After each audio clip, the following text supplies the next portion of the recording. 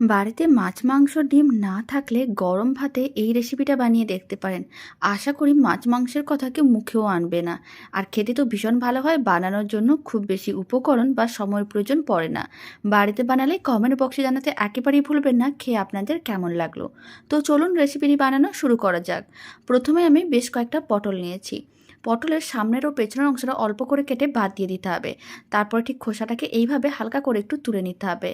আমি এখানে খোসাটা অল্প করে তুলে নিচ্ছি। আপনারা চাইলে খোসা সমেতও রান্না করে দেখতে পারেন, খেতে বেশ ভালোই লাগে।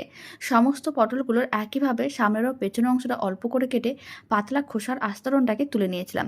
তারপরে এরকমই গোল গোল করে কেটে একটা মিক্সির জারের মধ্যে নিয়ে নিতে হবে। সমস্ত পটলের টুকরোগুলোকে মিক্সির জারের মধ্যে নিয়ে ভালো করে পেস্ট করে নিতে হবে। মিশ্রণটা যেন একেবারেই মসৃণ হয়। আমি এখানে অল্প একটু জল দিয়ে পেস্ট করেছিলাম। এখন একটা কড়াইয়ের মধ্যে দিয়ে দিলাম 2 চামচের মতন সর্ষের তেল। তেল যখন গরম হয়ে যাবে তার মধ্যে অল্প করে একটু কালো জিরে দিতে হবে। আর 1 চামচের মতন রসুন বাটা দিতে হবে। এবার কালো জিরে ও রসুন বাটাটাকে হালকা করে একটু ভেজে নিতে হবে, যাতে কাঁচা গন্ধটা চলে যায় আর খুব সুন্দর একটা সেন্ট বেরোনো শুরু করে দেয়। প্রায় 1 মিনিট মিডিয়াম টু হাই ফ্লেমে নাড়াচাড়া করে ভেজে নিয়েছিলাম। এবার দিয়ে দিলাম একটা বড় সাইজের কুচনো পেঁয়াজ আর 3টে কাঁচা লঙ্কা লম্বা করে কেটে রেখেছিলাম। সেই 3টে কাঁচা লঙ্কাও দিয়ে দিলাম। আপনারা চাইলে শুকনো লঙ্কাও দিতে পারেন। এখন এর মধ্যে 1/2 চামচের মতন লবণ দিতে হবে, মানে স্বাদ অনুযায়ী লবণ। আর দিয়ে দিলাম 4 চামচের 3 ভাগের 1 ভাগ হলুদ গুঁড়ো, 4 চামচের 1/2 চামচের মতন লঙ্কার গুঁড়ো। ঝালটা আপনারা কম বেশি করতে পারেন। তবে এই রান্নাটায় একটু ঝালটা বেশি করে দিলে খেতে অনেক বেশি ভালো লাগে। খুব ভালো করে সমস্ত কিছু মিশিয়ে নিতে হবে। তারপরে কিন্তু মশলাটাকে ভালো করে নাড়াচাড়া করে ভেজে নিতে হবে। যখন মশলার কাঁচা গন্ধটা চলে যাবে আর মশলাটা বেশ ভাজা ভাজা হয়ে আসবে, তখন এর মধ্যে দিয়ে দিতে হবে পটল বাটা। যে পটল বাটাটা আমি আগে থেকে রেডি করে রেখেছিলাম সেই মিশ্রণটা দিয়ে দিলাম। আর খুব ভালো করে একসঙ্গে মিশিয়ে নিতে হবে।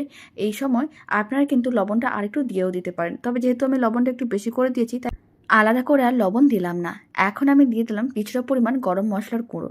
এখানে আমি 1/2 চামচের একটু কম গরম মশলার গুঁড়ো দিলাম। তারপর খুব ভালো করে মিশিয়ে এইভাবে প্রায় 7 থেকে 8 মিনিট মিডিয়াম টু হাই ফ্লেমে নাড়াচাড়া করতে হবে, যতক্ষণ না কালারটা চেঞ্জ হচ্ছে আর কড়াই থেকে এরকম আলাদা হয়ে শুকনো শুকনো হচ্ছে। ঠিক ততক্ষণই রান্না করতে হবে। যত বেশি সময় ধরে রান্নাটা রেডি করা হয় খেতে কিন্তু তত বেশি ভালো লাগবে। আপনারা দেখুন, আমি কিন্তু এখন প্রায় 7 থেকে 8 মিনিট পরেই দেখাচ্ছি মিশ্রণটা কীভাবে শুকনো হয়ে কড়াই থেকে আলাদা হয়ে গেছে। এইভাবে যদি পটল বাটা বাড়িতে বানানো যায় খেতে অনেক বেশি ভালো হয়। গরম ভাতে এইভাবে পটল বাটা বানালে আশা করি অন্য কিছুর প্রয়োজনও পড়বে না।